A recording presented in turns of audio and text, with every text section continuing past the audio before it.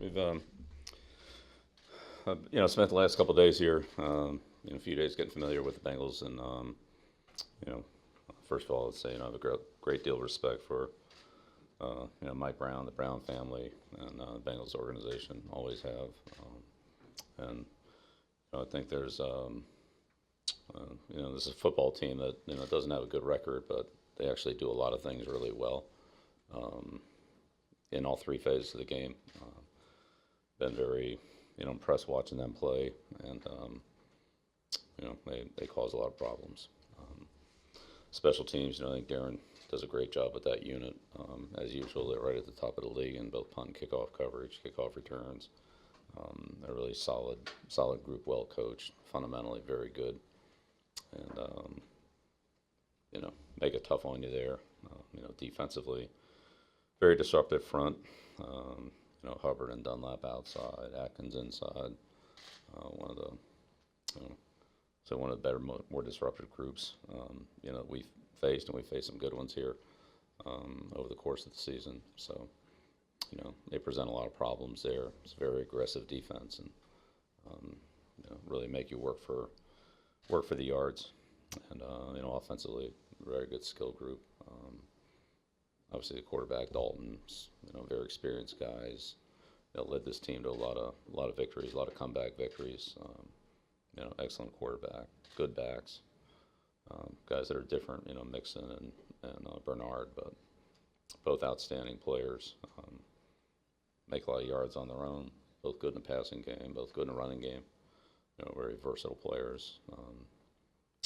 Eifert and Uzuma at tight end do a great job too. Both very talented guys.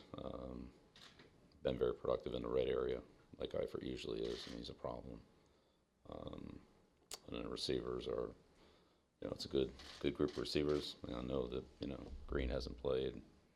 They've had a couple injuries there, but these guys continue to be productive with the quarterback, the tight ends, the backs, and the entire offensive system that Coach Taylor runs. So they're a well-balanced team, running game, passing game, play action, drop back, misdirection. They do a really good job keeping the defense honest, and don't get penalized. They get a lot of penalties because people are trying to hold Atkins or hold Dunlap or grab the receivers or whatever it is. So play good in the kicking game. I mean, they gain a lot of advantages when they haven't turned the ball over, like in a Jet game. They win. So obviously that's something we'll try to do, but it's not anything you can always count on. So we'll have to play 60 minutes of good football in all three phases. Against a good young football team. They're really impressed with a lot of things. Like I said, a lot of things that they do, and but when you've had some of the turnovers that they've had, then that's obviously that negates a lot of the good things that are happening out there. But that's good. Can't judge this team by the record. It's not really reflective of what they are, in my opinion. Raise your hand if you have questions. I'll call on you. Doug Hyde? Bill, I know that you said that football and the TV production side are different entities. You guys did The football team, the football staff, and the coaching staff had nothing to do with what happened. Nothing. So we have no involvement in it. You guys had a scout in the Cleveland press box. So was he aware of the rules that you can't film from the press box? He was doing his job. That's what he was doing. He was doing his job. Was he Like we all tried to do. That's what the football team, the football staff, and the coaching staff did.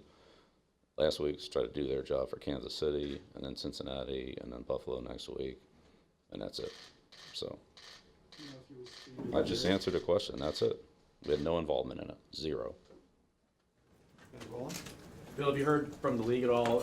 Yeah, I told you everything. Mr. Kraft made a statement. The team made a statement. That's all I need to add. Have you reached out Do to not have anything to add. Zach Taylor? Or Do not have anything to add.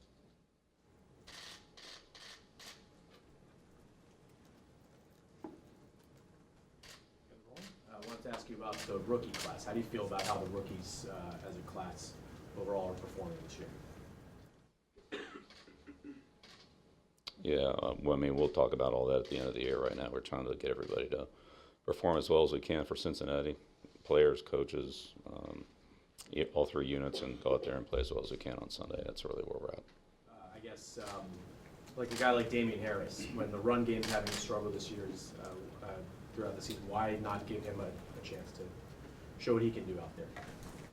Yeah, well, I told you each week we'll do the best we can each week to make the decisions and do the best we can to put a competitive team out there and try to beat our opponent.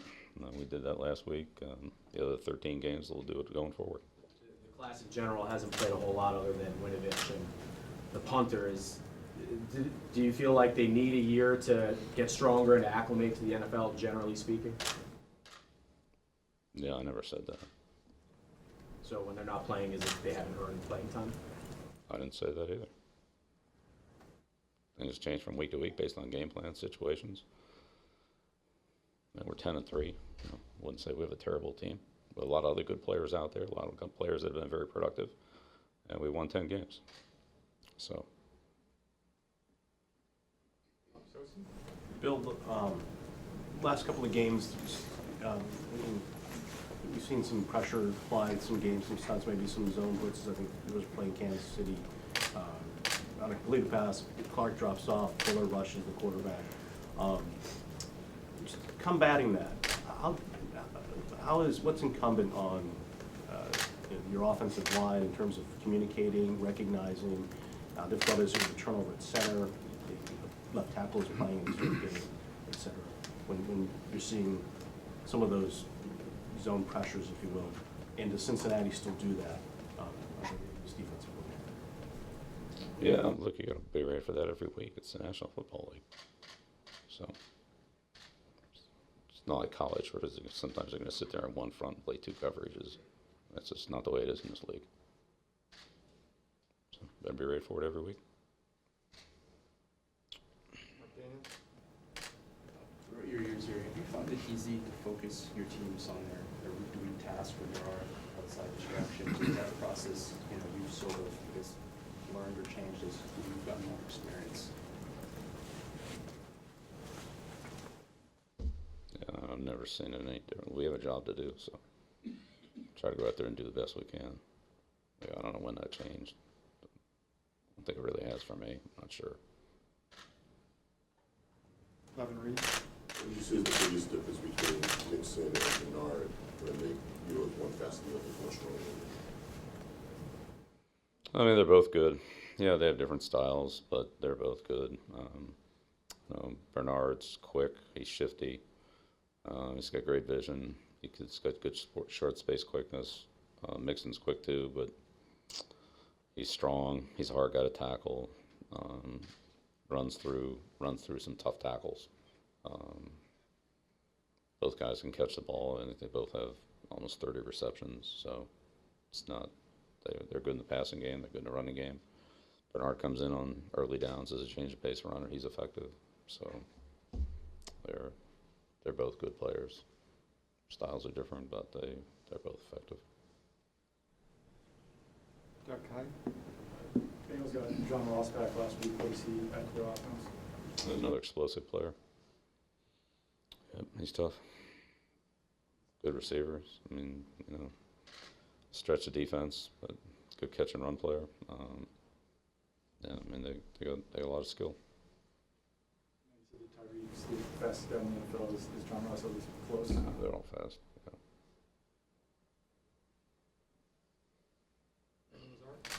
You said the other day that there are some resemblances between the Rams and the Bengals and what Zach Taylor's doing is with their running game specifically. Is there a lot of the same kind of wide zone stuff that Sean McVay does every single day? Yeah, I mean there's some. As you can see, there's a correlation there, but it's not the same. There's differences too. So it's different. They don't do the same things. They run different plays. They package things differently. So their operation's a little bit different. They just do it differently. Some of it's the same too. I'm not saying it's all different. It's not. We can see that there's a core of an offense that there's similarities to, but I don't see them the same. Mike Jared. The running game has struggled for the better part of the year. Are you seeing any signs or potential solutions to sort of get it going to the level. We'll work on it every week, so we'll see what happens this week. Is it a collective thing? Talking about offensive line, right on down to the backfield?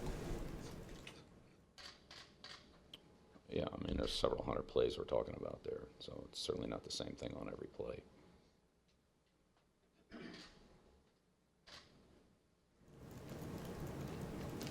Henry McKenna?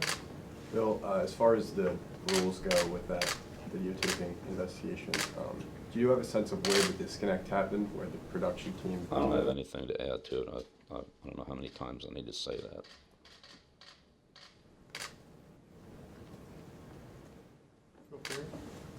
Bill, on some of the end-around runs that you guys have had where you have a player in motion, I don't know, it's jet or turbo or whatever it's called, but the Bolton play where he scored the touchdown.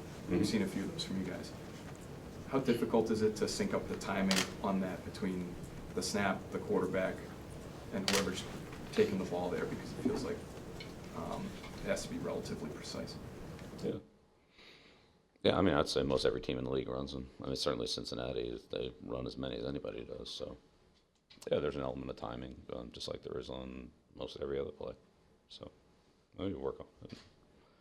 Try to, have the timing right for that play, and that's an important part of it. But, I mean, again, I think most every team in the league runs that play, or some version of it. So, it's certainly doable. Last question, Mark Davis. Geno Atkins just really had an outstanding career. How much of a unique challenge has he had at this time in the NFL as he this weekend? Yeah, he's. There's been a few guys like him at that position. They're very hard to handle in their quickness. He has very good playing strength and leverage. He's not. He's more of a compact guy, but he has great leverage. Good quickness, good motor, and like a lot of those guys, he's very smart and instinctive. He just can anticipate who's going to block him or what the combination is going to be up front, and then he's anticipates and uses quickness and his power and his length or I'd say leverage to gain an advantage. And once he gains an advantage, it's very hard for those blockers, the guards, the centers, or sometimes the tackles on those double just to regain it. He's just too quick and too explosive to. Once he has that gap or he has that that little bit of position advantage, then he capitalizes on it and gains it. And a lot of times he gets held. He causes a lot of penalties there on that. And that's another way he's disruptive is some 1st and 20s and 2nd and 20s off the off penalties on those plays. So. Yeah, I'd say it's a combination of all those things, but his initial quickness, his short space quickness, his awareness, his instinctiveness, can anticipate, and he plays strong. He just doesn't get, walked out of there. He can, he can certainly hold his ground, and if you try to play too soft on him and just, mirror him and try to take away his quickness, then he can, use his power. He's got 2 good outside rushers with him with Hubbard and Dunlap. That helps.